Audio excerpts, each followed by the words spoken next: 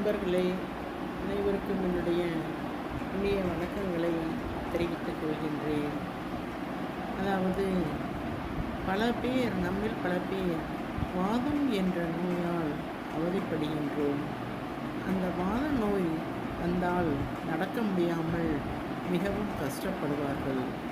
சனீஸ்வரன் கூட வாத நோய் நடக்க முடியாமல் கஷ்டப்பட்டதாக ஒரு வரலாறு சொல்கின்றது.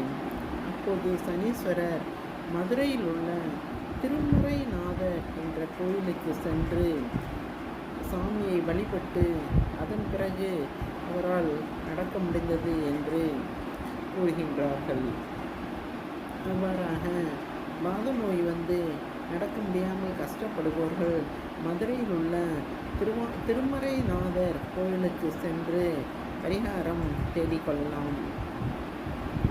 நாம் நோய்க்கு மருந்து சாப்பிடுவதுடன் நிற்காமல் சில கடவுள்களையும் தரிசித்தால் அந்த நோய் விரைவில் குணமாகும் என்பதில் சந்தேகமில்லை.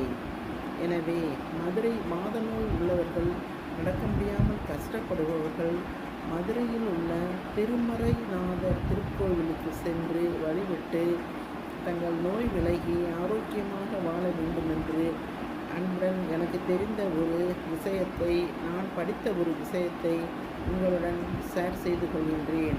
இந்த திருமறைநாதர் இந்த ஊர் மாணிக்கவாசகர் பிறந்த மாணிக்கவாசகர் புகழ்பெற்ற ஒரு ஊராகும்.